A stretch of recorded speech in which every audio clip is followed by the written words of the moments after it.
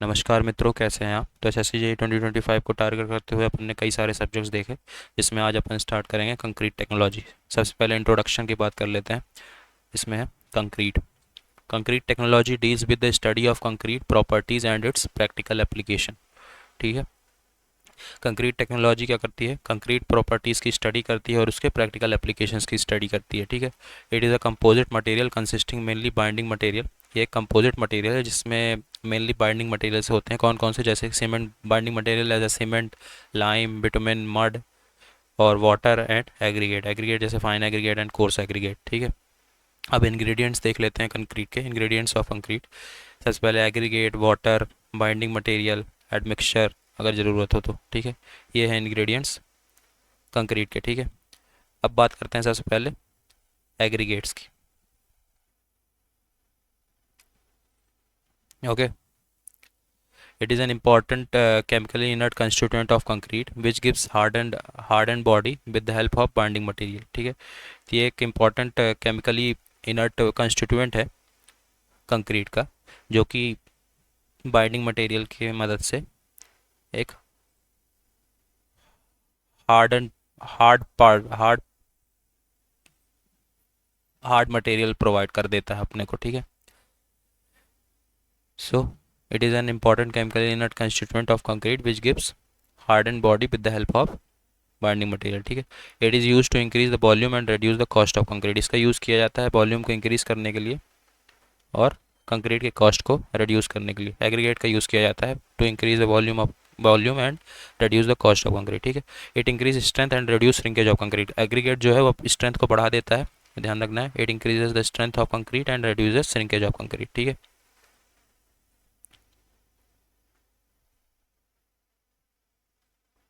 फिर ये है अलग अलग टाइप ऑफ कंक्रीट्स। सोर्स के बेसिस पे natural aggregate, artificial aggregate, size के बेसिस पे fine aggregate, coarse aggregate, all in aggregate, weight के बेसिस पे heavy weight aggregate, normal weight aggregate, light weight aggregate, shape के बेसिस पे rounded aggregate, partially rounded aggregate, angular aggregate, cubical aggregate and flaky aggregate and elongated aggregate. ठीक है। अब बात करते हैं फाइन एग्रीगेट की।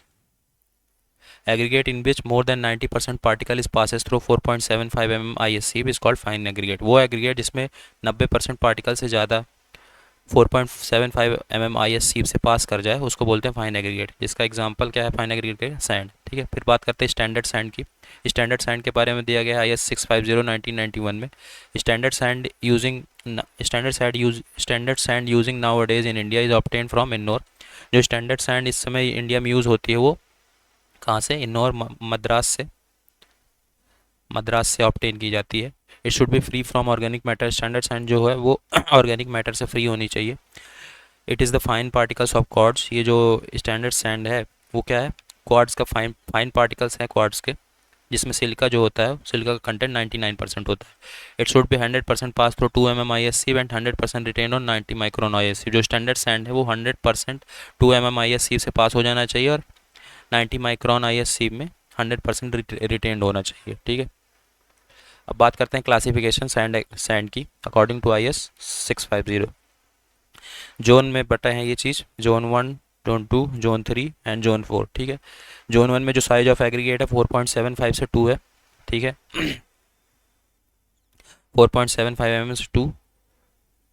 टाइप ऑफ सैंड क्या होगी? Coarse sand. ठीक है। इसका यूज़ कहाँ किया जाएगा? कंक्रीट वर्क में। फिर जोन 2 में 2 से 0.425। ठीक है। Type of sand medium sand. Medium sand की साइज 2 से 0.425 इसका भी यूज़ किया जाएगा। मतलब कोर्स सैंड और मीडियम सैंड का यूज़ किया जाएगा कंक्रीट वर्क में। ठीक है। फिर आता है जोन 3। जोन 3 में 0.425 से 0.075। ये कैसी सैंड है? ये है फाइन सैंड। इसका यूज़ किया जाएगा मेजनरी वर्क में। ठीक है। फिर जोन 4 में आता है लेस देन 0.075 से, जो छोटी साइज ऑफ एग्रीगेट अगर लेस देन 0.075 है तो ऐसी सी एग्रीगेट क्या होगी? वेरी फाइन सैंड, और इसका यूज़ किया जाएगा प्लास्टरिंग में। ठीक है। Quantity of silt and clay in fine aggregate should not be greater then 4 to 6%। जो सिल्ट और क्ले का पार्टिकल्स हैं फाइन एग्रीगेट में 4 से 6% से ज़्यादा नहीं होना चाहिए। ठीक है। अब क्लासिफिकेशन का सैंड का क्लासिफिकेशन देखते हैं अकॉर्डिंग टू IS 1498/1970। ठीक है। सैंड की साइज अगर 4.75 से 2 है तो कोर्स सैंड, 2 से 0.425 है तो फाइन सैंड, और 0.425 से 0.075 है तो फाइन सैंड। तो फाइन सैंड, ठीक है। अब MIT के अनुसार देख लेते हैं सैंड का क्लासिफिकेशन। 2 से 0.6 है तो कोर्स सैंड, साइजिन ठीक है। 2 से 0.6 है तो कोर्स सैंड, 0.6 से 0.2 है तो मीडियम सैंड, एंड 0.2 से 0.06 है तो फाइन सैंड, ठीक है। Water cement ratio for fine sand is kept less compare to coarse sand to make concrete. जो वाटर सीमेंट रेशियो है फाइन सैंड के लिए उसको कम रखेंगे कंपेयर टू जितना कोर्स सैंड के लिए रखते थे, ठीक है, कंक्रीट बनाने के लिए। अब देखते हैं सैंड का फंक्शन क्या है कंक्रीट में। तो सैंड क्या करती है, कंक्रीट के वॉल्यूम को इंक्रीज कर देती है, increase the volume of concrete, reduce shrinkage को रेड्यूस करता है sand, reduce the consumption of cement, cement का कंजप्शन को रेड्यूस करता है, स्ट्रेंथ को रेड्यूस कर देता है कंक्रीट के, improve the strength of concrete, ठीक है, reduce the void of concrete, ठीक है। तो वॉल्यूम ऑफ कंक्रीट इंक्रीज करता है, स्ट्रेंथ ऑफ कंक्रीट इंक्रीज करता है, श्रिंकेज रेड्यूस करता है, सीमेंट का कंजम्पशन रेड्यूस करता है और वॉइड ऑफ कंक्रीट रेड्यूस करता है, ठीक है। अब बात करते हैं बल्किंग ऑफ सैंड की, जिसके बारे में IS 2386 में दिया गया है, ठीक है, bulking of sand. When dry sand comes in contact with moisture, a thin film is formed around the particles, which cause them to get apart from each other. This result in increasing the volume of sand. जब dry sand जो है वो moisture के contact में आता है तो एक थिन फिल्म ड्राई सैंड जो है उसके एक थिन फिल्म जो है ड्राई सैंड के पार्टिकल्स के अराउंड एक थिन फिल्म फॉर्म हो जाती है, ठीक है, जिसकी वजह से जो पार्टिकल्स हैं एक दूसरे से दूर हो जाते हैं और जिसकी वजह से वॉल्यूम बढ़ने लगता है, ठीक है। Which cause them to get apart from each other. This result in the increasing volume of sand. This increment of volume is called bulking of sand. इस बढ़ते हुए वॉल्यूम को बल्किंग ऑफ सैंड बोला जाता है, ठीक है। सरफेस टेंशन जो है वो बेसिक कॉज है बल्किंग ऑफ सैंड का। बल्किंग ऑफ सैंड किसकी वजह से होता है, सरफेस टेंशन की वजह से, ठीक है। यह है effect of moisture content on bulking of sand, ठीक है, coarse sand, medium sand, fine sand. The maximum bulking of sand is be 20 to 40% at 4 to 6 water content. At 12% water content regain its original volume. जो maximum bulking sand मिलती है वो 4 से 6% water content अपन मिलाएंगे तब maximum bulking of sand मिलेगा, जो कि 20 से 40% होती है। 12% वाटर कंटेंट पे जो सैंड है वो अपना ओरिजिनल वॉल्यूम रिगेन कर लेगा, ठीक है। Moisture content less than 5% should be preferred for construction purpose. Moisture content जो है वो 5% से कम होना चाहिए कंस्ट्रक्शन पर्पस के लिए, ठीक है। Bulking of sand is inversely proportional to the fineness modulus. जो बल्किंग ऑफ सैंड है वो फाइनेस मॉडुलस के इन्वर्सली प्रोपोर्शनल है, ठीक है। Bulking of sand is inversely proportional to fineness modulus, मतलब जितना फाइनेस मॉडुलस बढ़ेगा उतना बल्किंग कम होगी, ठीक है। जितना साइज ऑफ पार्टिकल बढ़ेगा उतना फाइनेस मॉडुलस बढ़ेगा और उतनी बल्किंग कम होगी, ठीक है। जो साइज ऑफ पार्टिकल्स है वो डायरेक्टली प्रोपोर्शनल है फाइनेस मॉडुलस का, तो जितना साइज ऑफ पार्टिकल्स बढ़ेगा उतना फाइनेस मॉडुलस बढ़ेगा और उतना ही कम बल्किंग होगी, ठीक है। अब शुगर का इफेक्ट देखते हैं सीमेंट कंक्रीट में। Effect of sugar in cement concrete. Quantity of sugar ये बाय वेट है। 0.05% है तो कोई इफेक्ट नहीं पड़ेगा। 0.15% है तो रिटार्ड द सेटिंग टाइम में रिटार्डेशन आने लगेगा, ठीक है। तो 0.15% में सेटिंग टाइम में रिटार्डेशन आने लगेगा। 0.2% में एक्सेलरेट कर जाएगा, सेटिंग टाइम एक्सेलरेट। 0.25% में set the more rapidly but loses strength, बहुत तेज़ी से सेट होगा लेकिन स्ट्रेंथ लूज कर देगा, ठीक है। तो 0.05% में कोई इफेक्ट नहीं पड़ेगा। 0.15% में रिटार्ड एज ए रिटार्डर काम करेगा। 0.2% में एज एक्सेलरेटर काम करेगा। 0.25% में बहुत तेज़ी से सेट होगा लेकिन स्ट्रेंथ भी लूज कर देगा, ठीक है। शुगर को एज ए कंसीडर करते हैं एज ए रिटार्डर, ठीक है। Sugar is consider as retarder. अब बात करते हैं कोर्स एग्रीगेट की। Aggregate in which 90% part is retained on the 4.75 mm ISC is called coarse aggregate. वो एग्रीगेट जिसमें 90% पार्ट 4.75 mm ISC में रिटेन कर जाए उसको बोलते हैं कोर्स एग्रीगेट, ठीक है। The most common size of aggregate is used in construction is 20 mm while 40 mm is more common in mass concreting. जो most common size coarse aggregate use करते हैं अपन कंस्ट्रक्शन पर्पज़ में वो 20 mm साइज का use करते हैं, लेकिन मास concreting में अपन मोस्ट कॉमन साइज कितने लेते हैं 40 mm के साइज का कोर्स एग्रीगेट यूज़ करते हैं, ठीक है। RCC में 12 से 20 mm का aggregate size upon in general use करते हैं, ठीक है। ये था कोर्स एग्रीगेट। अब बात करते हैं ऑल इन एग्रीगेट की। This type of aggregate contains proportion of all size. इस तरह के एग्रीगेट्स में हर साइज के aggregate, fine aggregate, coarse aggregate, हर साइज के एग्रीगेट्स प्रेजेंट रहते हैं। Generally it contain 30 to 40% fine aggregate and 60 to 70% coarse aggregate. All in aggregate में जनरली 30 से 40% फाइन एग्रीगेट रहता है और 60 से 70% कोर्स एग्रीगेट रहता है, ठीक है। It provide strength and reduce shrinkage. ये स्ट्रेंथ प्रोवाइड करता है और श्रिंकेज को रिड्यूस करता है ऑल इन एग्रीगेट।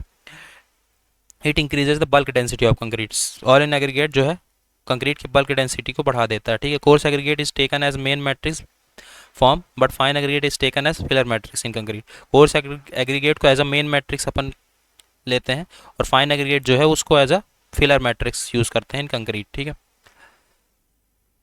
अब देखते हैं एग्रीगेट क्लासिफिकेशन उसके वेट के बेसिस पे। ठीक है, aggregate classification based on weight. सबसे पहले अल्ट्रा लाइट वेट एग्रीगेट, जिसकी ये डेंसिटी होगी 250 से 1450 kg पर मीटर क्यूब। ये है अल्ट्रा लाइट वेट एग्रीगेट। इसका एग्जांपल क्या है? Pumice, scoria, vermiculite, ceramic. इसका यूज़ कहाँ किया जाता है? Use for its insulating properties इसकी अच्छी होती है, तो इंसुलेटिंग प्रॉपर्टीज़ के लिए इसका यूज़ किया जाता है। ठीक है, फिर है light weight aggregate. Light weight aggregate जो डेंसिटी है लेस देन 1000 kg पर मीटर क्यूब। ठीक है, इसका एग्जांपल क्या है? इसका example expanded clay, shale, slate, crush brick. इसका यूज़ कहाँ किया जाता है? हीट इंसुलेशन लेयर में below the roof and floor. ठीक है, फिर है normal weight aggregate. Normal weight aggregate का जो डेंसिटी है 2300 टू 2600 kg पर मीटर क्यूब। ठीक है, इसका एग्जांपल है crush lime stone, sand, gravel. इसका यूज़ किया जाता है नॉर्मल कंक्रीट वर्क में। ठीक है, फिर हैवी वेट एग्रीगेट जिसका डेंसिटी है 2800 टू 2900 kg पर मीटर क्यूब। इसका एग्जांपल क्या है? Magnesite, magnetite, barite and iron shots. इसका यूज़ कहाँ किया जाता है? Making high density concrete for shielding against nuclear radiation से बचाने के लिए हैवी वेट एग्रीगेट का यूज़ किया जाता है। इसका डेंसिटी होती है 2800 2900 kg पर मीटर क्यूब। ठीक है, मैग्नेटाइट, बेराइट, आयरन शॉर्ट्स। अब कुछ की पॉइंट्स देखते हैं। As per IS standards the height to diameter ratio of a cylinder concrete specimen shall be 2 to find its compressive strength.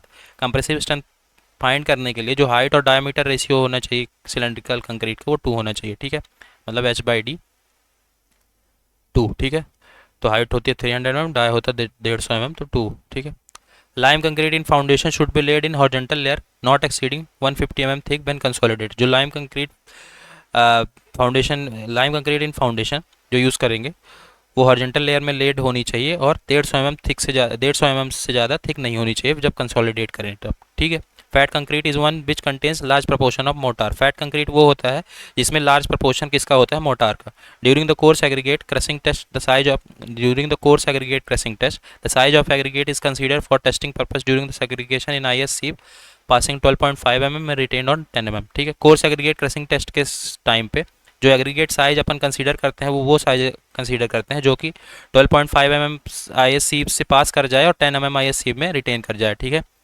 अब बात करते हैं aggregate classification based on shape. सबसे पहले राउंडेड एग्रीगेट। अगर मिनिमम एयर बॉयड 32 टू 33% है तो it provides more workability. If minimum air void 32 to 33% 32 to 33% so provides more workability. ठीक है, it has minimum surface area for a given volume so minimum quantity of cement paste are required for better workability. Rounded aggregate की surface area जो होती है बहुत minimum होती है जिसकी वजह से मिनिमम क्वांटिटी ऑफ सीमेंट लगता है इसमें ताकि अच्छी वर्केबिलिटी प्रोवाइड कर सके। ठीक है, bond strength and interlocking properties between the particles are very poor. Workability तो राउंडेड एग्रीगेट की बहुत अच्छी होती है लेकिन बॉन्ड स्ट्रेंथ और इंटरलॉकिंग प्रॉपर्टीज बहुत ही पुअर होती है। ठीक है, so lower strength type of concrete form होता है इसमें। It is not suitable for concrete, जिसकी वजह से इस कंक्रीट के लिए सुटेबल नहीं होता। अब बात करते हैं पार्सली राउंडेड एग्रीगेट की। पार्सली राउंडेड एग्रीगेट में जो एयर बॉयड होते हैं 35 से 38% होते हैं। It is not rounded aggregate में एयर बॉयड्स कितने थे? 32 टू 33%। पार्सली राउंडेड एग्रीगेट में 35 टू 38% है। It is not use for making concrete, it's interlocking properties better than rounded aggregate. ये कंक्रीट को बनाने में यूज़ नहीं किया जाता लेकिन इसकी इंटरलॉकिंग प्रॉपर्टी जो होती है वो राउंडेड एग्रीगेट से बेटर होती है। ठीक है, अब बात करते हैं एंगुलर एग्रीगेट की। एंगुलर एग्रीगेट में जो एयर बॉयड्स होते हैं वो मैक्सिमम होते हैं। मैक्सिमम कितने होते हैं? 38 टू 45%, जिसकी वजह से इसकी जो वर्केबिलिटी है वो बहुत ही मिनिमम होती है, बहुत ही कम होती है। Workability is minimum. It has better interlocking property between the particle, लेकिन इसकी इंटरलॉकिंग प्रॉपर्टी पार्टिकल्स के बीच बहुत ही बेहतरीन होती है जिसकी वजह से ये हायर स्ट्रेंथ प्रोवाइड करता है। So higher strength type of concrete is form. ठीक है, फिर बात करते हैं क्यूबिकल एग्रीगेट की। क्यूबिकल एग्रीगेट क्या है? Cubical aggregate it is an aggregate whose particle length, width and thickness are approximately equal। Cubical aggregate वो एग्रीगेट है जिसकी length, width and thickness approximately equal होती है। ठीक है, it has minimum voids so less quantity of cement paste is required for better workability. इसमें बहुत ही कम वॉइड्स होते हैं जिसकी वजह से बहुत ही कम सीमेंट पेस्ट रिक्वायर होता है बेटर वर्केबिलिटी के लिए। ठीक है, the strength of concrete which is made by cubical aggregate is more than the other aggregate. जो कंक्रीट की स्ट्रेंथ होती है जो कि क्यूबिकल एग्रीगेट से बना होता है उसके बाकी एग्रीगेट से जो बनाए हुए कंक्रीट हैं उससे ज़्यादा होती है। मतलब कि कंक्रीट की स्ट्रेंथ इसमें काफ़ी अच्छी मिलती है क्यूबिकल एग्रीगेट में। ठीक है, वर्केबिलिटी भी बेहतरीन अच्छी मिलती है और और स्ट्रेंथ भी अच्छी मिलती है, ठीक है। फिर बात करते हैं फ्लैकी एग्रीगेट की। An aggregate is said to be flaky when its least dimension is less than 3/5 और 0.6 times of its mean dimension. एक एग्रीगेट को अपन फ्लैकी तब बोलेंगे जब उसकी लीस्ट डायमेंशन जो है वो 0.6 टाइम्स ऑफ मीन डायमेंशन से कम हो, ठीक है, तब उसको बोलेंगे फ्लैकी एग्रीगेट, ठीक है। इसका पैराटस क्या है, थिकनेस गेज। फिर आता है elongated aggregate. Aggregate whose length is greater than 1.8 times of its mean dimension, उसको बोलेंगे इलोंगेटेड एग्रीगेट। तो फ्लैकी एग्रीगेट क्या था, जिसका लीस्ट डायमेंशन जो है वो 0.6 टाइम्स ऑफ मीन डायमेंशन से कम हो, और इलोंगेटेड एग्रीगेट वो है जिसका लेंथ जो है वो 1.8 टाइम्स ऑफ मीन डायमेंशन से ज़्यादा हो, ठीक है, तो हो जाएगा इलोंगेटेड एग्रीगेट। इसमें पैरेटस कौन सा यूज़ करते हैं, लेंथ गेज। फ्लैकी एग्रीगेट में पैरेटस क्या होता है, thickness gauge, and elongated aggregate में पैरेटस होता है लेंथ गेज, ठीक है। अब कुछ नोट है वो देख लेते हैं। The maximum percentage of elongated और flaky aggregate in concrete should not be greater than 50 to 20%। जो मैक्सिमम परसेंटेज है इलोंगेटेड और फ्लैकी एग्रीगेट का कंक्रीट में, वो 15 से 20% से ज़्यादा नहीं होना चाहिए, ठीक है। Flakiness and elongated test of aggregate are not performed, aggregate size is less than 6.3 mm। Flakiness test और इलोंगेटेड टेस्ट कंक्रीट में नहीं परफॉर्म करेंगे। फ्लैकीनेस और इलोंगेटेड टेस्ट ऑफ एग्रीगेट अपन नहीं परफॉर्म करेंगे अगर एग्रीगेट की साइज जो है वो 6.3 mm से कम है, ठीक है। ऑर्डर ऑफ स्ट्रेंथ देख लेते हैं। स्ट्रेंथ सबसे ज़्यादा होती है क्यूबिकल की, फिर क्रस्ट की, फिर राउंडेड की, और सबसे कम स्ट्रेंथ किसकी होती है, फ्लैकी की। जो फ्लैकी की स्ट्रेंथ होती है वो राउंडेड से भी बहुत कम होती है, ठीक है। तो सबसे ज़्यादा स्ट्रेंथ होती है क्यूबिकल की, देन क्रस्ट की, देन राउंडेड की, देन फ्लैकी की, ठीक है। राउंडेड एग्रीगेट का एग्जांपल क्या है, रिवर ग्रेवल में यूज़ करते हैं, एंगुलर का, क्रस्ड रॉक, ठीक है। तो कुल मिला के सबसे ज़्यादा क्यूबिकल की, देन एंगुलर की, देन राउंडेड की, देन फ्लैकी की, ठीक है। फ्लैकी का लेमिनेटेड रॉक, पार्शली राउंडेड का पिट, पार्शली राउंडेड आके जिसको इरेगुलर एग्रीगेट बोलते हैं उसको पिट सैंड एंड ग्रेवल उसका एग्जांपल है, ठीक है। राउंडेड जो रिवर ग्रेवल रिवर में पेबल्स मिलते हैं वो राउंडेड एग्रीगेट राउंडेड होते हैं, ठीक है, वो है राउंडेड एग्रीगेट। फिर बात करते हैं सरफेस कैरेक्टरिस्टिक्स ऑफ एग्रीगेट की। एग्रीगेट के सरफेस कैरेक्टरिस्टिक की बात करते हैं एज पर IS 383/1970, ठीक है। ग्लासी सरफेस है तो इसका एग्जांपल क्या है, ब्लैक फिंट। सैंडस्टोन का सरफेस स्ट्रक्चर ग्रैनुलर होता है। Fine ballast, limestone, dolomite, granite, gabbro, syenite, dolerite, इसका जो स्ट्रक्चर होता है क्रिस्टलाइन स्ट्रक्चर होता है। इसको अपन ने पीछे देखा ही रॉक्स चैप्टर में। स्लेट, मार्बल, रायोलाइट का स्ट्रक्चर स्मूथ होता है। स्कॉरिया, प्यूमाइस का structure porous and honeycombed होता है, ठीक है। तो ब्लैक फिंट का स्ट्रक्चर ग्लासी होता है। सैंडस्टोन का स्ट्रक्चर ग्रैनुलर होता है। Fine ballast, limestone, dolomite, granite, gabbro, syenite, dolerite का स्ट्रक्चर क्रिस्टलाइन होता है। स्लेट, मार्बल, रायोलाइट का स्ट्रक्चर स्मूथ होता है। स्कॉरिया, प्यूमाइस का structure porous and honeycombed होता है, ठीक है। अब बात करते हैं classification of aggregate on the basis of available moisture content. Moisture content कितना अवेलेबल उस बेस पे देखते हैं एग्रीगेट का क्लासिफिकेशन, ठीक है।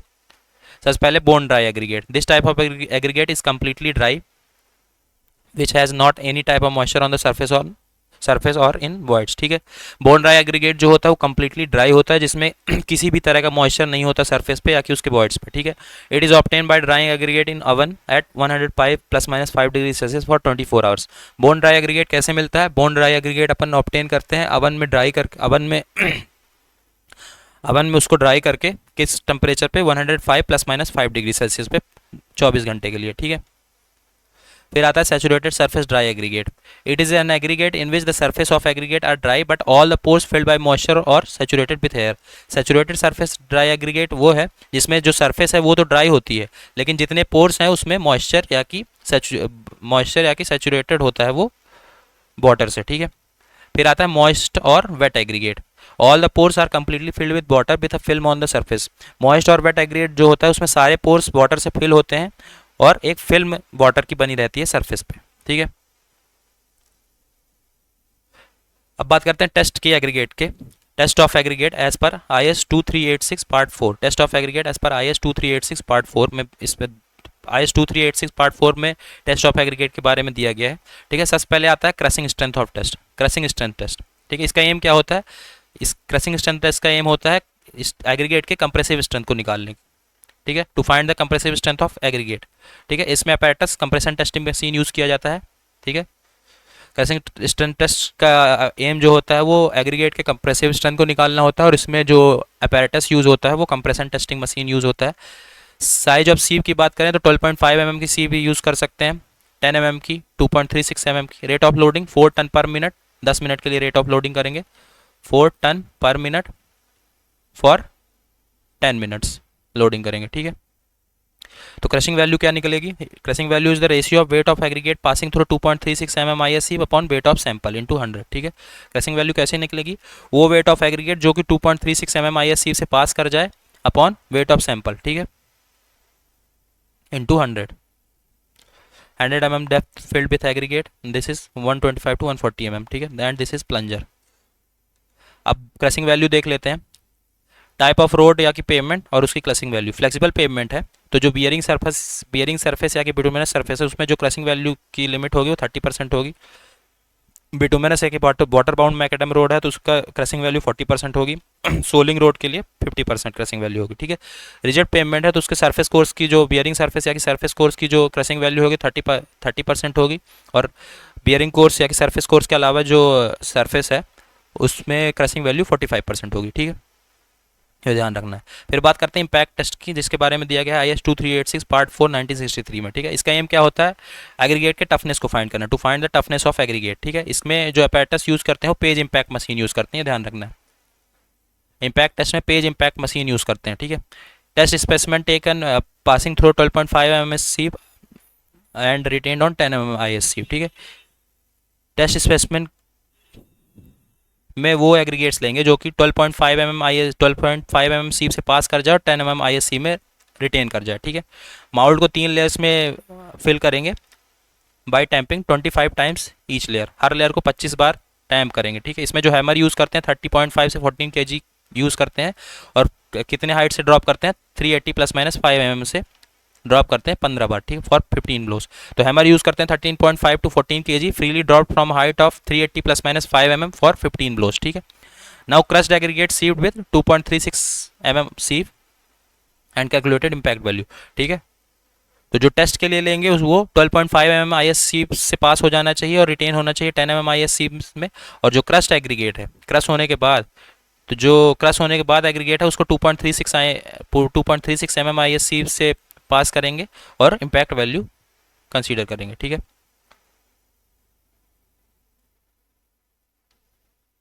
यह 380 ± 5 mm, this should be 100 mm, this is hammer 13.5 to 40 kg, this is lifting needle, ठीक है। इम्पैक्ट वैल्यू क्या है? It is the ratio of weight of aggregate passing through 2.36 mm sieve upon weight of sample into 100, ठीक है। अब aggregate impact value देख लेते हैं। सब बेस कोर्स के लिए मैक्सिमम इम्पैक्ट वैल्यू होती है 50%, कंक्रीट बेस कोर्स या कि बिल्डिंग कंक्रीट के लिए 45%, बियरिंग सरफेस जैसे कि रनवे और रोड सरफेस के लिए 30%, ठीक है। तो ये ध्यान रखना है। फिर आता है एब्रेशन टेस्ट, जिसके बारे में दिया गया है IS 2386 पार्ट 4 में।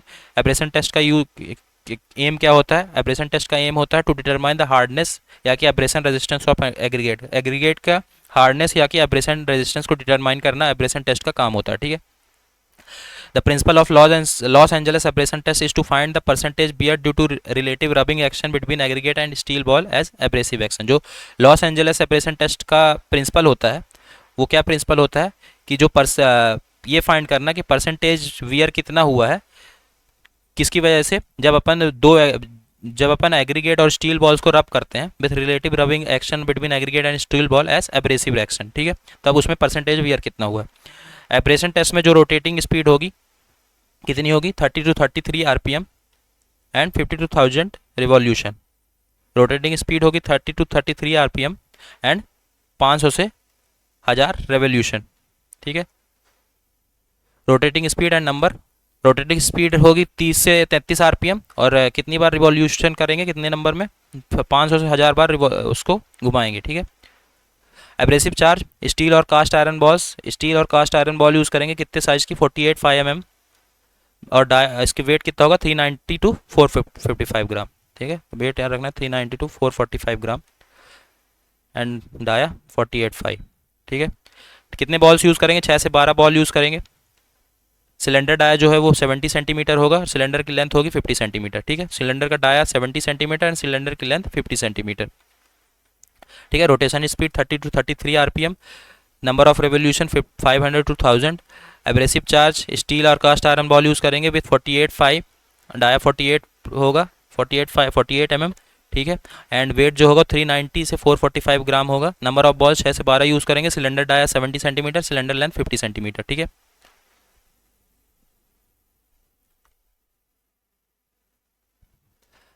कितनी साइज ऑफ सीव यूज़ करेंगे? 12.5 mm, 10 mm, 1.7 mm, ठीक है। तो एब्रेशन वैल्यूम क्या होगा? एब्रेशन वैल्यू में वेट ऑफ एग्रीगेट वो यूज़ करेंगे जो कि 1.7 mm से ISC से पास हो जाए। यहाँ पे 2.36 नहीं है, 1.7 है, ये ध्यान रखना है। Weight of aggregate passing through 1.7 mm ISC upon weight of sample into 100, ठीक है। अब देख लेते हैं एब्रेशन वैल्यू अलग अलग टाइप ऑफ पेवमेंट के लिए। Water bound macadam base course है या कि ऑर्डनरी वर्क है for bituminous bound macadam. Water bound macadam base course है या कि फॉर ऑर्डनरी वर्क या कि बिटुमिनस बाउंड मैकेडम है, तो उसके लिए मैक्सिमम एब्रेशन वैल्यू कितनी होगी? 50%। Water bound macadam surface course है तो मैक्सिमम एब्रेशन वैल्यू 40% होगी। सीमेंट कंक्रीट सरफेस कोर्स है, बिटुमिनस सरफेस ड्रेसिंग है तो मैक्सिमम एब्रेशन वैल्यू 35% होगी। बियरिंग सरफेस जैसे कि रनवे रोड है तो 30% होगी मैक्सिमम एब्रेशन वैल्यू, ठीक है। फिर आता है water absorption test. Water absorption test किया जाता है to determine the pore voids in aggregate. Aggregate में पोर वॉइड्स क्या कितने हैं उसको डिटरमाइन करने के लिए वाटर अब्जॉर्प्शन टेस्ट किया जाता है। फिर आता है fineness modulus. Fineness modulus is obtain by adding the cumulative percentage of mass retained on each of a specified series of sieve and dividing it by sum of 100, ठीक है। Fineness modulus कैसे obtain करते हैं अपन? जो cumulative percentage of mass retain हुआ है, जो सीरीज में सीव लगी हैं उसमें कितना cumulative number of cumulative percentage of mass retain हुआ है उसको 100 से डिवाइड करके अपन फाइनेंस मॉडुलस ऑब्टेन करते हैं, ठीक है। कुछ नोट है वो देख लेते हैं। हायर फाइनेंस मॉडुलस क्या शो करता है? Courser aggregate. जितना ज़्यादा फाइनेंस मॉडुलस होगा उतना ज़्यादा कोर्सर एग्रीगेट होगा, ये शो करता है हायर फाइनेंस मॉडुलस। मतलब फाइनेंस मॉडुलस जो होता है वो डायरेक्टली प्रोपोर्शनल होता है एवरेज साइज ऑफ पार्टिकल्स, ठीक है। Fineness modulus directly proportional to average size of particles. Finance modulus represent average size of particles of total aggregate. Okay, the grade of aggregate is determined with the help of finance modulus. जो grade है aggregate का वो finance modulus की मदद से अपन determine करते हैं, is determined with the help of finance modulus, ठीक है। ये IS सीव की सीरीज लगी है 4.75 mm, 2.36 mm, 1.18, 600 micron, 300 micron, 150 micron, तो ठीक है। नीचे से चालू होता है 150 माइक्रोन, देन 300 माइक्रोन की सीव, देन 600 माइक्रोन की sieve, then 1.18 mm, then 2.36 mm, then 4.75 mm, ठीक है। तो ये सीरीज लगती है सीव की, ठीक है। तो इसी में जो इतना परसेंटेज ऑफ क्यूमुलेटिव मास है उसको कैलकुलेट करके अपॉन 100 से डिवाइड कर देंगे, उसी से फाइनेंस मॉडुलस आ जाएगा। जो होल ऑफ सीव है, hole size of sieve 1 mm into 1 mm of square, ठीक है। जो साइज ऑफ सीव है वो 150 माइक्रोन से 80 mm तक होगी, ठीक है। 150 माइक्रोन से ये 80 mm तक जाएगी साइज ऑफ सीव। फाइनेंस मॉडुलस क्या है? Cumulative percentage upon 100। अब अलग अलग एग्रीगेट के लिए फाइनेंस मॉडुलस देख लेते हैं। फाइन सैंड के लिए जो फाइनेंस मॉडुलस होगा 2.2 से 2.6। मीडियम सैंड के लिए फाइनेंस मॉडुलस 2.6 से 2.9। कोर्सर सैंड के लिए फाइनेंस मॉडुलस 2.9 से 3.2। फाइन एग्रीगेट के लिए फाइनेंस मॉडुलस 2 से 3.5। ऑल इन एग्रीगेट के लिए 3.5 से 6 एंड कोर्स एग्रीगेट के लिए 6 से 8.5। तो जैसे जैसे साइज ऑफ एग्रीगेट बढ़ता जाएगा फाइनेंस मॉडुलस भी बढ़ता जाएगा, ठीक है। फाइन सैंड के लिए फाइनेंस मॉडुलस 2.2 से 2.6, फाइन सैंड 2.2 से 2.6, मीडियम सैंड 2.6 से 2.9, कोर सैंड 2.9 से 3.2, फाइन एग्रीगेट 2 से 3.5, ऑल इन एग्रीगेट 3.5 से 6, कोर्स एग्रीगेट 6 से 8.5, ठीक है। अब बात करते हैं percentage value of fine aggregate in all in aggregate. All in aggregate में कितना फाइन एग्रीगेट है इसकी बात करते हैं, कितने परसेंटेज ऑफ फाइन एग्रीगेट है? P A minus C upon C minus B into 100। If we have to find percentage of fine aggregate then a minus c upon a minus b into 100। p क्या है? Proportion of fine aggregate to coarse aggregate. Fine aggregate to coarse aggregate का proportion है p। a क्या है? Fineness modulus है coarse aggregate का। b क्या है? फाइनेंस मॉडुलस है फाइन एग्रीगेट का। और c है fineness modulus all in aggregate. तो proportion of fine aggregate to coarse aggregate अगर निकालना है तो a माइनस सी मतलब fineness modulus of coarse aggregate minus fineness modulus of all in aggregate upon finance modulus of all in aggregate minus fineness modulus of fine aggregate into 100। अगर अपने को find करना है percentage of fine aggregate then proportion of fine aggregate to coarse aggregate is equal to fineness modulus of coarse aggregate minus fineness modulus of all in aggregate upon fineness modulus of coarse aggregate upon minus fineness modulus of fine aggregate into 100, ठीक है। अब बात करते हैं soundness test की, जिसके बारे में दिया गया IS 2386 पार्ट 5 में। साउंडनेस टेस्ट IS 2386 पार्ट 5, इसका एम क्या है? To find out the durability और weather resistance of aggregate. Fineness test soundness test करते हैं अपन ड्यूरेबिलिटी और वेदर रेजिस्टेंस एग्रीगेट का फाइंड करने के लिए सोडियम सल्फेट Na2SO4 और magnesium sulphate MgSO4 solution are use for this test. तो सॉल्टनेस टेस्ट के लिए अपन सोडियम सल्फेट और मैग्नीशियम सल्फेट का यूज़ करते हैं, ठीक है। Sodium sulphate Na2SO4 and MgSO4 magnesium sulphate, ठीक है। Percentage of weight loss indicate the soundness of aggregate. जो साउंडनेस ऑफ एग्रीगेट, क्या चीज़ साउंडनेस ऑफ एग्रीगेट इंडिकेट करेगी? परसेंटेज ऑफ वेट लॉस कितना हुआ है वो इंडिकेट करेगा soundness of aggregate. For payment of aggregate loss of weight less than for 12% for sodium sulphate. अगर sodium sulphate use करते हैं तो पेमेंट एग्रीगेट के लिए जो लॉस ऑफ वेट है वो 12% से कम होना चाहिए। अगर अपन मैग्नीशियम सल्फेट यूज़ करते हैं तो जो पेमेंट एग्रीगेट के लिए वेट का लॉस है वो 18% से कम होना चाहिए, ठीक है। फिर बात करते हैं स्पेसिफिक ग्रेविटी टेस्ट की। It is the unit weight of aggregate with respect to unit weight of water. Specific gravity क्या है? एग्रीगेट का यूनिट वेट है with respect to unit weight of water, किस टेम्परेचर पे? एट 4 डिग्री सेल्सियस टेम्परेचर, ठीक है। जो apparent specific gravity होती है वो बल्क स्पेसिफिक ग्रेविटी से ज़्यादा होती है, ध्यान रखना अपने को, ठीक है। फिर बात करते हैं shape test of aggregate. Shape test of aggregate, इसका एम क्या होता है? To determine the angularity number, flakiness index and elongation index. Shape test का एम क्या होता है? एंगुलरिटी नंबर को डिटरमाइन करना, फ्लैकी इंडेक्स को डिटरमाइन करना एंड इलोंगेशन इंडेक्स को डिटरमाइन करना, ठीक है। सबसे पहले बात करते हैं एंगुलरिटी नंबर की। एंगुलरिटी नंबर क्या है? It is a number which is use to determine the shape of aggregate. ये एक नंबर है जिसका यूज़ किया जाता है शेप ऑफ एग्रीगेट को डिटरमाइन करने के लिए। Rounded aggregate particle has less angularity number 0 and vice versa, ठीक है। जो राउंडेड एग्रीगेट पार्टिकल्स हैं उसकी एंगुलरिटी नंबर सबसे कम होती है 0। जो एंगुलरिटी नंबर होती है वो वेरी करती है कितने से कितना? 0 से 11। एंड एंगुलरिटी नंबर निकालते कैसे? 67 minus 100 into W upon small W into G. W क्या है? कैपिटल डब्ल्यू है वेट ऑफ एग्रीगेट, तो 67 minus weight of aggregate into 100 upon weight of water into specific gravity of aggregate, ठीक है। तो कुल मिला के क्या है? क्या 67 minus 100 into weight of aggregate upon specific gravity of aggregate into weight of water, ठीक है। आगे 100 upon weight of water into weight of aggregate upon specific gravity of aggregate, ठीक है। ये इस तरह से निकलेगा एंगुलरिटी नंबर, ठीक है। फिर बात करते हैं flakiness index and elongation index की। Flakiness index and elongation test की। फ्लैकीनेस इंडेक्स कैसे निकालेंगे? Flakiness index is the ratio of weight of aggregate passing through slot of thickness gauge. Thickness gauge के स्लॉट से जो वेट ऑफ एग्रीगेट पास करेगा upon total weight of sample, उसमें 100 into करके flakiness index निकालेंगे। Elongation index कैसे निकलेगा? Weight of aggregate retained on the length gauge, मतलब जो लेंथ गेज मतलब गेज में जो वेट ऑफ एग्रीगेट रिटेन होगा upon total weight of sample into 100, ठीक है। जनरल वर्क के लिए जो फ्लैकीनेस इंडेक्स है वो 35% से ज़्यादा नहीं होना चाहिए। वियरिंग कोर्स के लिए रनवे एंड रोड में फ्लैकीनेस इंडेक्स 15% से ज़्यादा नहीं होना चाहिए, ध्यान रखना, ठीक है। For general work flakiness index should not be greater than 35% and for bearing course runway and road flakiness index should not be greater than 15%, ठीक है। तो यहाँ पे अपना एग्रीगेट कंप्लीट होता है। अब बात करते हैं अपन वाटर की, ठीक है। Water is a participate in chemical reaction and help to provide strength. Water जो होता है केमिकल रिएक्शन में पार्टिसिपेट करता है और स्ट्रेंथ प्रोवाइड करने में हेल्प करता है, ठीक है। अब परमिसिबल लिमिट देख लेते हैं इम्प्यूरिटीज़ की इन कंक्रीट वाटर, ठीक है। Permissible limit of impurities in concrete water as per IS 456/2000 IS 23025, ठीक है। जो ऑर्गेनिक मटेरियल है उसका परमिसिबल लिमिट कितना होना चाहिए कंक्रीट वाटर में? 200 मिलीग्राम पर लीटर परमिसिबल है ऑर्गेनिक मटेरियल, ठीक है। कंक्रीट वाटर में 200 मिलीग्राम ऑर्गेनिक मटेरियल परमिसिबल है। 3000 मिलीग्राम पर लीटर इनऑर्गेनिक मटेरियल परमिसिबल है। 400 मिलीग्राम पर लीटर सल्फेट परमिसिबल है। RCC वर्क के लिए जो क्लोराइड्स है 500 मिलीग्राम पर लीटर परमिसिबल है और PCC वर्क के लिए क्लोराइड 2000 मिलीग्राम पर लीटर परमिसिबल है कंक्रीट वाटर में। सस्पेंडेड सॉलिड 2000 मिलीग्राम पर लीटर परमिसिबल है और pH वैल्यू जो होने चाहिए कंक्रीट वाटर की 6 से 8 होनी चाहिए, ठीक है। तो ऑर्गेनिक मटेरियल 200 मिलीग्राम पर लीटर परमिसिबल है। इनऑर्गेनिक मटेरियल 3000 मिलीग्राम पर लीटर। सल्फेट जो है 400 मिलीग्राम पर लीटर। RCC वर्क के लिए क्लोराइड 500 मिलीग्राम पर लीटर, ठीक है। RCC वर्क के लिए जो क्लोराइड है 500 मिलीग्राम पर लीटर परमिसिबल है।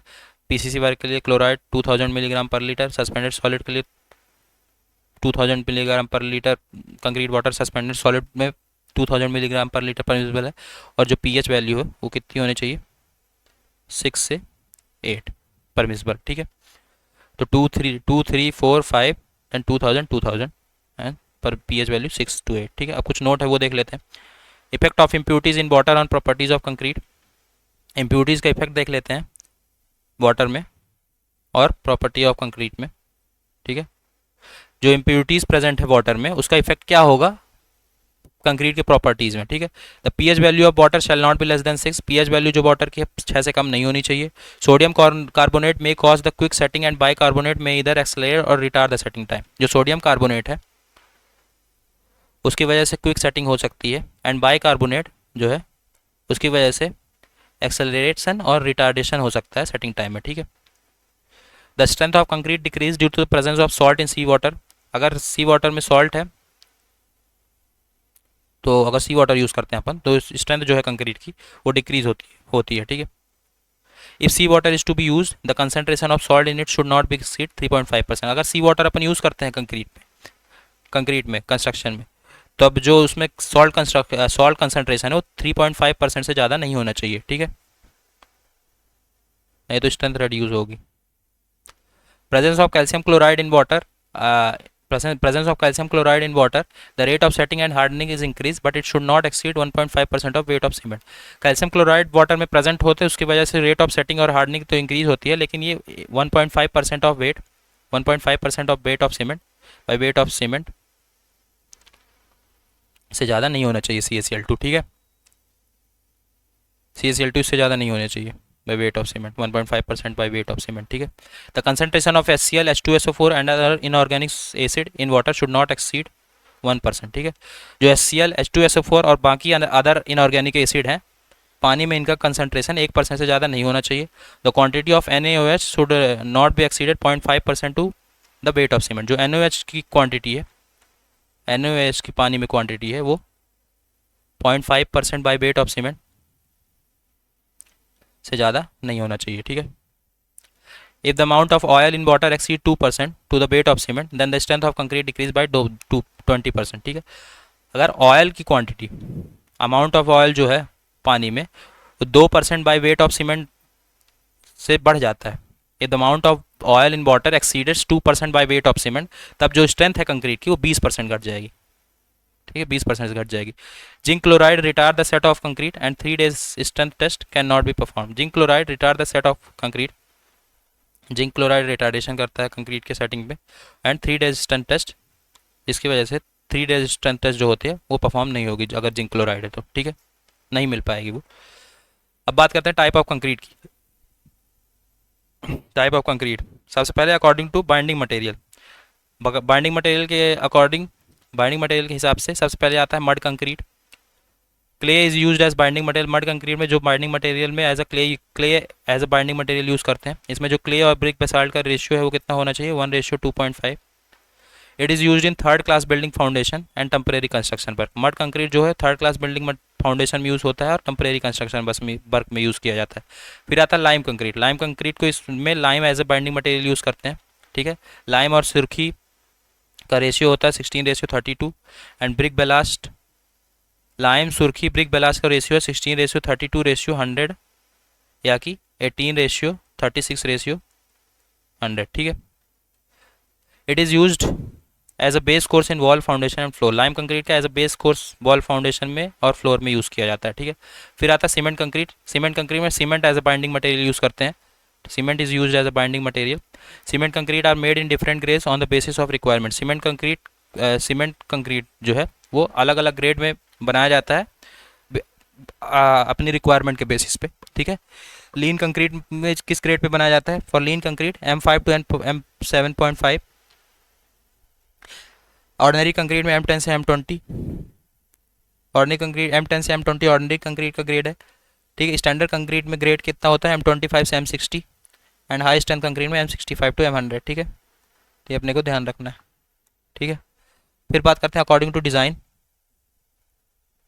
डिज़ाइन के अकॉर्डिंग टाइप ऑफ कंक्रीट देखें तो प्लेन या और ऑर्डिनरी कंक्रीट में जो डेंसिटी होती है वो 2400 kg पर मीटर क्यूब होती है।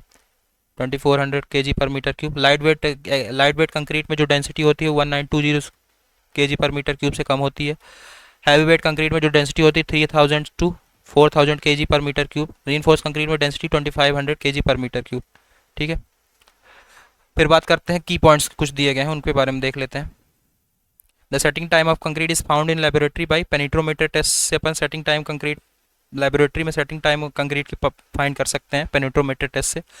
Name the method of concrete used on work that is used for name the method of concrete used on work that is used for concrete of M15 and M7.5. Nominal mixed concrete for given strength method है which is used on work that is used for concrete of M15 and M7.5.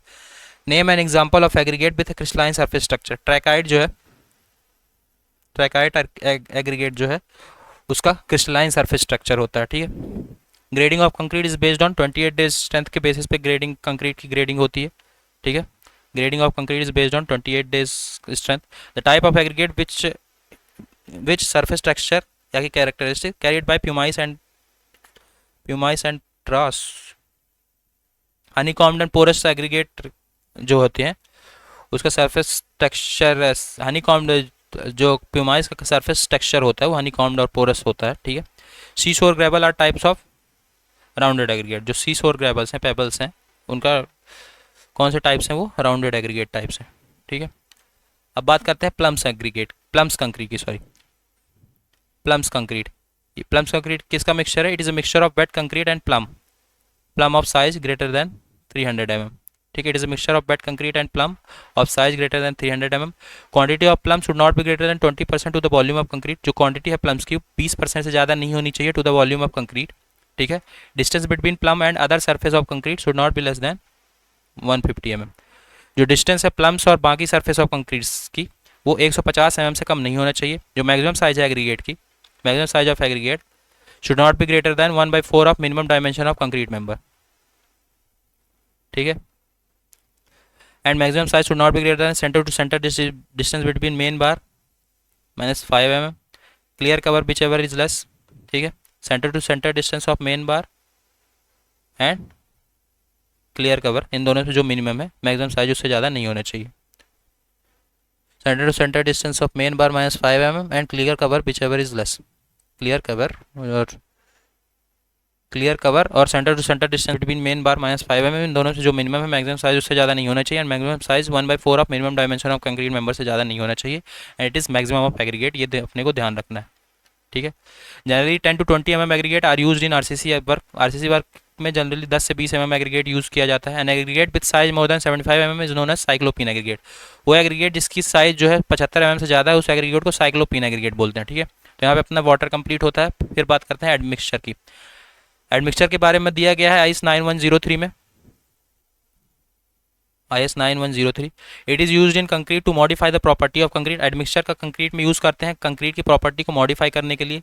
It is used before batching और during mixing. Admixture का use करते हैं batching के पहले और या कि मिक्सिंग के दौरान. एडमिक्सचर क्लासिफिकेशन करें तो दो तरह के एडमिक्सचर होते हैं, केमिकल एडमिक्सचर एंड मिनरल और वर्केबिलिटी एडमिक्सचर. केमिकल एडमिक्सचर कौन कौन से होते हैं? प्लास्टिसाइजर, जिसको वाटर रिड्यूसर भी बोलते हैं. Super plasticizer, super plasticizer, accelerator, retarder, air entrainer, corrosion inhibiting admixture. Workability admixture या कि मिनरल एडमिक्सचर की बात करें तो silica fume, fly ash, burn blast furnace slag, metakaolin, rice husk, POFA and RHA. ठीक है. अब बात करते हैं, कोई एक नोट है उसको देख लेते हैं. Mineral admixture are finely divided siliceous material which are added to the concrete in large amount of 20 to 70% by mass of total cementitious material. Mineral admixture जो है वो फाइनली डिवाइडेड सिलिशियस मटेरियल होता है जिसको कंक्रीट में large amount में add करते हैं, about 20 to 70% by mass of total cementation material. ठीक है. Dosage of retarder, plasticizer and super plasticizer shall be restricted 0.5%, 0.1% एंड 2% respectively by weight of cement material. ठीक है. जो रिटार्डर का डोज है उसका 0.5% by weight of cement, plasticizer का dose 0.1% by weight of cement and super plasticiser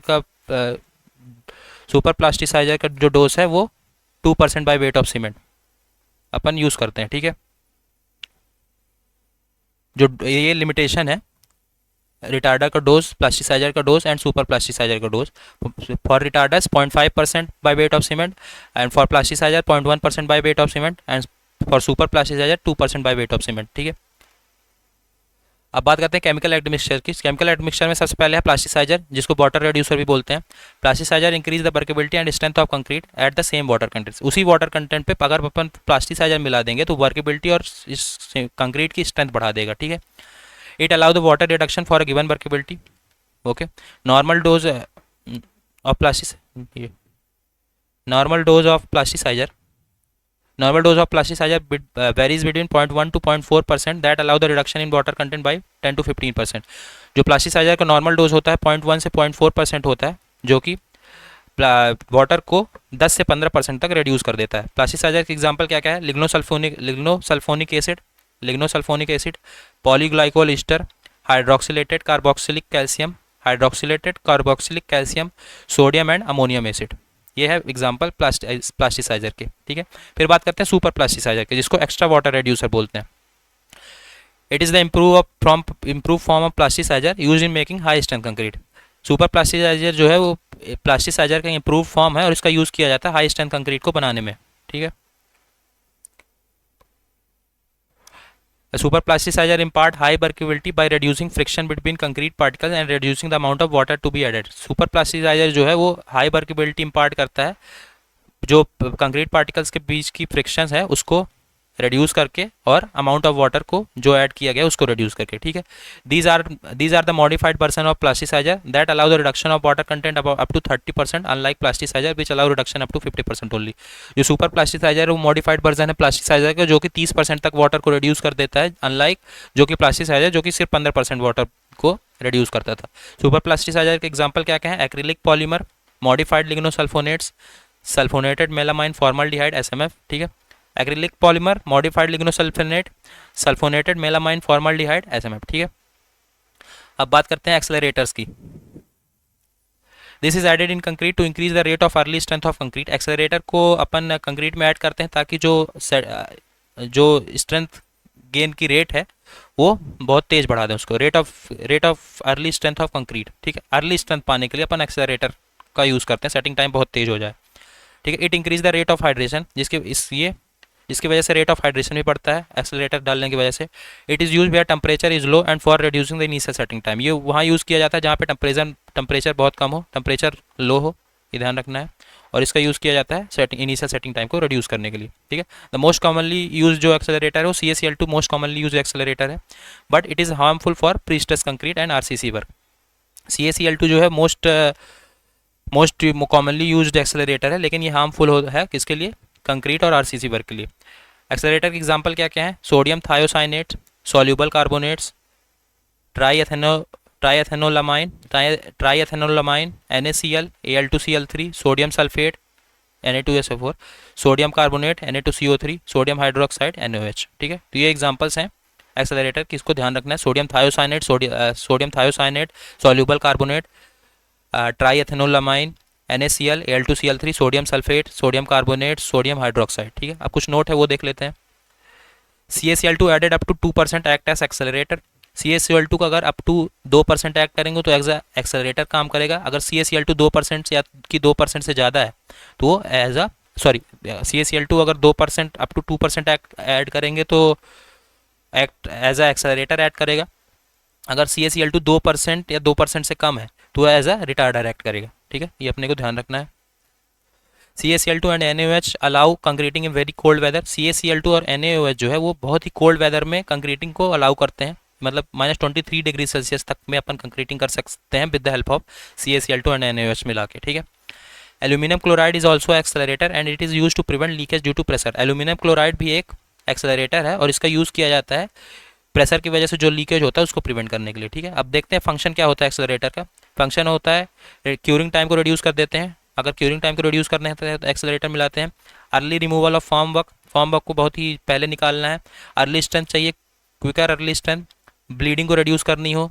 improved initial protection against freezing के against initial protection चाहिए हो तो एक्सेलरेटर अपन डालते हैं. ठीक है.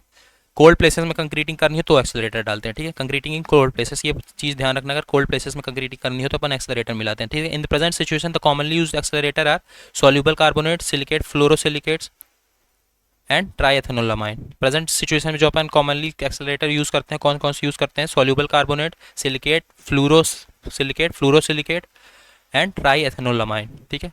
ये था एक्सेलरेटर. अब बात करते हैं रिटार्डर्स की. रिटार्डर का काम क्या होता है? Retarder slow down the rate of hydration of cement in concrete और slow the rate of setting of concrete. Retarder का काम होता है कि जो सेटिंग ऑफ कंक्रीट है उसको स्लो डाउन करे, या कि rate of hydration of cement जो है उसको स्लो डाउन करता है रिटार्डर, ठीक है। Retarder is mainly use to make ready mix concrete. Retarder को मेनली रेडी मिक्स कंक्रीट बनाने में हेल्प में लेते हैं और यूज़ करते हैं जहाँ पे टेम्परेचर बहुत हाई हो, ठीक है। Retarder is mainly used to make ready mix concrete and used where temperature is very high. It decreases the rate of gain of strength. ये rate of gain of strength को decrease कर देता है, ठीक है। The retarder help in overcoming the accelerating effect of temperature over the setting of the concrete in hot weather condition, ठीक है। कुल मिलाकर एक्सेलरेटर का अपन कोल्ड वेदर कंडीशन में यूज़ करते हैं और रिटार्डर का अपन हॉट वेदर कंडीशन में यूज़ करते हैं, ठीक है। इट्स नॉर्मल डोज वेरीज 0.5 से 0.1% तक इसका नॉर्मल डोज वेरी करता है, 0.5 to 0.1% रिटार्डर का, ठीक है। अब देख लेते हैं कौन कौन से कॉमन रिटार्डर है। 0.5 to 0.1% नॉर्मल डोज इसका। जिप्सम, एग्जांपल देखें रिटार्डर के तो कौन कौन से? Gypsum, sugar, starch, cellulose product, salt of acid, NH4Cl, ferric chloride, FeCl3, और sugar up to 0.2% as a retarder work करता है, ठीक है। तो gypsum, sugar, starch, cellulose product, sugar up to 0.2%, salt of acid, NH4Cl and ferric chloride, ठीक है। अब बात करते हैं एयर इंट्रेनर्स की।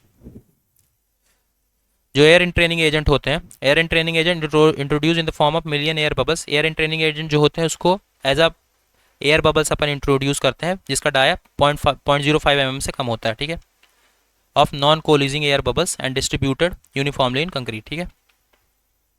Effect of air entraining agent on the properties of concrete. Air entraining agents का प्रॉपर्टीज ऑफ कंक्रीट में क्या इफेक्ट होता है वो देख लेते हैं। स्ट्रेंथ ऑफ कंक्रीट रिड्यूस हो जाती है, reduce the strength of concrete, ये ध्यान रखना है।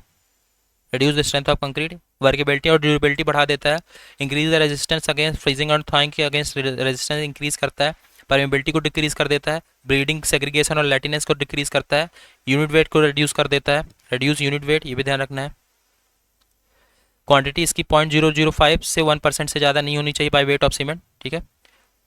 तो quantity should not be greater than 0.005 to 1%, 0.005% to 1% by weight of cement. Air entraining concrete can be pumped easily. Air entraining concrete जो है वो बहुत ईजिली पम्प कर सकते हैं उसको, ठीक है। तो स्ट्रेंथ ऑफ कंक्रीट रिड्यूस होगा और यूनिट वेट रिड्यूस होगा, ठीक है। स्ट्रेंथ ऑफ कंक्रीट और यूनिट वेट ध्यान रखना अपने को। इसका एग्जांपल क्या है एयर इंट्रेनिंग एजेंट्स के? Resins, water soluble soap, stearic acid, sulphonic acid, ठीक है। Vinsol resin and Durex are the most important market product use in the world. Vinsol resin और जो ड्यूरेक्स है वो most important market product as a entraining agent, air entraining agent use करते हैं world में, ठीक है। फिर आता है corrosion inhibiting admixture. Corrosion inhibiting admixture. When RCC structure is exposed to saline water, industrial fumes, chloride, etc., main cause of corrosion is steel. It is used to prevent, slow down the process of corrosion. Corrosion inhibiting admixture जो होता है वो क्या काम करता है? जो process of corrosion है उसको स्लो डाउन करता है। ये कहाँ पे यूज़ करते हैं? जब स्ट्रक्चर जो RCC स्ट्रक्चर है वो saline वाटर में, इंडस्ट्रियल फ्यूम्स में, क्लोराइड्स में, ऐसी जगह एक्सपोज हो जिसकी जहाँ पे स्टील में कोरोजन बहुत जल्दी होता है, वहाँ पे अपन कोरोजन इनहिबिटिंग एडमिक्सचर यूज़ करते हैं, ठीक है। इसका एग्जांपल क्या क्या है? सोडियम बेंजोएट, NaNO3, NaNO2, ये है कोरोजन इनहिबिटिंग एडमिक्सचर, इनको ध्यान रखना है, ठीक है। सोडियम बेंजोएट, NaNO3, NaNO2, ठीक है। फिर आता है pozzolanic material. It is mainly siliceous and aluminous material. Pozzolanic material जो मेनली होते हैं कौन कौन से होते हैं? सिलीसियस और एल्यूमिनियस मटेरियल होते हैं पोजोलोनिक मटेरियल। इसमें 80% क्ले, 20% लाइम, मैग्नीशिया और आयरन ऑक्साइड होता है, ठीक है। 80% clay and 20% lime, magnesium and iron oxide. It produce less heat of hydration. Pozzolanic material जो है वो बहुत ही कम हीट ऑफ हाइड्रेशन प्रोड्यूस करता है, इस बात को अपने को ध्यान रखना है, ठीक है। It produce very less of heat of hydration. Effect क्या देखते हैं पोजोलोनिक कंक्रीट में? रिड्यूस हीट ऑफ हाइड्रेशन को रिड्यूस करता है, ध्यान रखना अपने को। वर्केबिलिटी को इंक्रीज करता है, सेग्रीगेशन और ब्लीडिंग को डिक्रीज करता है। सल्फेट और सॉल्ट अटैक से रेजिस्टेंस इंक्रीज करता है, increase the resistance of sulphate and salt attack. Reduce the strength gain rate, rate of gain of strength को रिड्यूस करता है, हीट ऑफ हाइड्रेशन को रिड्यूस करता है, ये ध्यान रखना है। फिर बात करते हैं सिलिका फ्यूम्स की। A very fine non crystalline silica produce in electric arc furnace as a by product of the production of element silicon और alloy contain silicon, also known as condense silica fumes और micro silica. Silica fumes क्या है? बहुत ही fine non crystalline silica है जो कि electric arc furnace से प्रोड्यूस होता है एज अ बाई प्रोडक्ट। किसका by product? By product of production of element silicon या कि अलॉय कंटेनिंग सिलिकॉन, जिसको कंडेंस सिलिका फ्यूम या कि माइक्रो सिलिका भी बोलते हैं, ठीक है। सिलिका फ्यूम्स को। तो सिलिका फ्यूम जो है very fine non crystalline silica है, जो कि इलेक्ट्रिकल आर्क फर्नेस में एज अ बाई प्रोडक्ट मिलता है। किसका by product of production of element silicon या कि अलॉय कंटेनिंग सिलिकॉन। ठीक है, इसको बोलते हैं it is also which also known as condense silica fume या कि microsilica. Microsilica is more reactive than fly ash. Silica fumes को कंडेंस सिलिका फ्यूम या कि माइक्रोसिलिका भी बोलते हैं। माइक्रोसिलिका जो होता है बहुत ही रिएक्टिव होता है, फ्लाई एश से भी ज़्यादा, और any other natural pozzolana.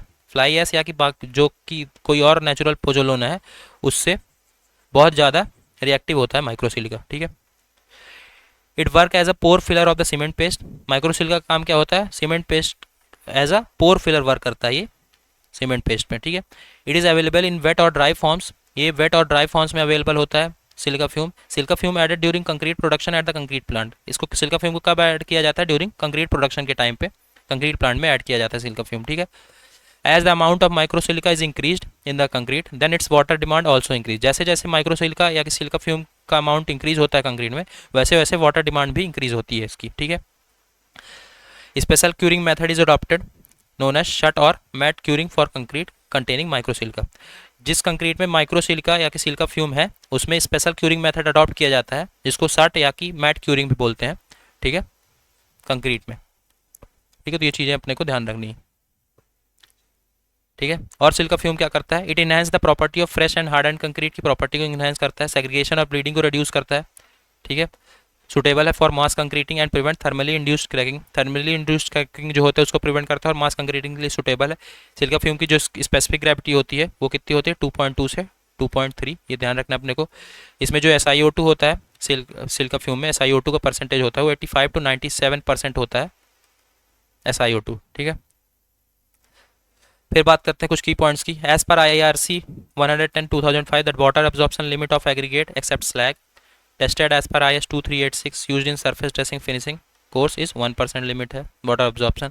Longitudinal and transverse joint in concrete are provided to prevent progressive cracking को प्रिवेंट करने के लिए अपन लॉन्गिट्यूडनल या और ट्रांसवर्स जॉइंट प्रोवाइड करते हैं कंक्रीट में। Tremie method of concreting, under water concreting के लिए अपन tremie method of concreting use करते हैं। ठीक है, फिर बात करते हैं फ्लाई ऐश की।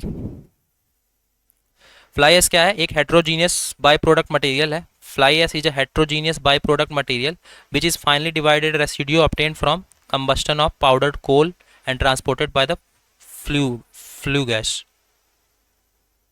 and collected by electrostatic precipitator। Fly ash जो है एक हेट्रोजीनियस बाय प्रोडक्ट मटेरियल है जो कि फाइनली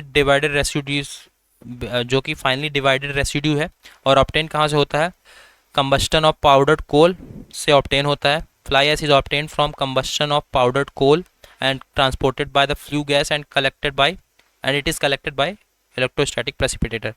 स्पेसिफिक ग्रेविटी की बात करें फ्लाई ऐश की तो वो 1.9 से 2.96 तक वेरी करती है। ठीक है, ये चीज़ें ध्यान रखनी है, स्पेसिफिक ग्रेविटी अपन को सिलिका फ्यूम की भी और इसकी भी। ठीक है, it's particle size ranges between 10 से 100 माइक्रोन तक। पार्टिकल साइज रेंज होती है फ्लाई ऐश की पार्टिकल साइज की 10 से 100 माइक्रोन। ठीक है, अब बात करते हैं इफेक्ट की फ्लाई ऐश कंक्रीट की। Effect of fly ash in concrete, it improves workability decrease. Fly ash की वजह से वर्केबिलिटी इंप्रूव होती है, वाटर डिमांड डिक्रीज करता है, हीट ऑफ हाइड्रेशन रिड्यूस होती है, ध्यान रखना अपने को। ठीक है, reduce heat of hydration. Ultimate strength जो होता है ये बढ़ा देता है। Fly ash increases ultimate strength, ये बात ध्यान रखना अपने को, it increases ultimate strength, reduces permeability, improve durability. ठीक है, फिर बात करते हैं मेटाकायोलिन की। मेटाकायोलिन एक मटेरियल है which shows very little pozzolanic action and these are not highly reactive. Metakaolin एक मटेरियल है जो कि बहुत ही कम पोजोलोनिक एक्शन शो करता है और बहुत ही हाईली रिएक्टिव नहीं होता। ठीक है, इसकी जो स्पेसिफिक ग्रेविटी होती है हाईली रिएक्टिव मेटाकायोलिन की वो कितनी होती है, 2.5। ठीक है, फिर बात करते हैं राइज हस्क ऐश की। These are contains high percentage of silica. Rice husk ash में हाई परसेंटेज ऑफ सिल्का होता है, ये सारे फ्लाई ऐश हैं, 90% तक सिलिका होता है राइज हस्क ऐश में, which can be used as an admixture in concrete. Rice husk ashes increases the high strength and high permeability of concrete. Rice husk ashes क्या इंक्रीज करता है, high strength increase करता है and high permeability concrete में provide करता है। ठीक है, अब various use of admixture for fresh and hardened concrete, अलग अलग यूज एडमिक्सचर का देखते हैं फ्रेश और हार्ड एंड कंक्रीट में। ठीक है, फ्रेश कंक्रीट में अपन एडमिक्सचर का यूज करते हैं तो क्या होता है,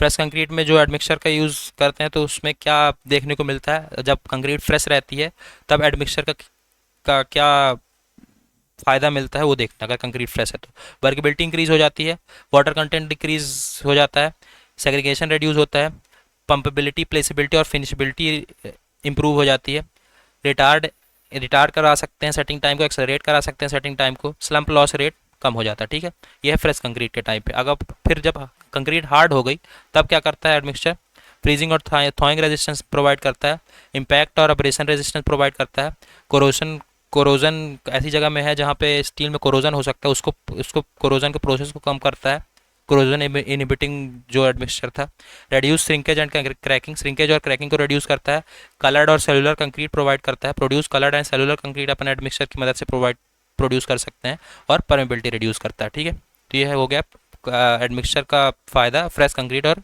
हार्ड एंड कंक्रीट में। ठीक है, तो यहाँ पे अपना इंट्रोडक्शन कंक्रीट टेक्नोलॉजी का कंप्लीट होता है, जिसमें अपन एग्रीगेट, वाटर और एडमिक्सचर के बारे में पढ़े।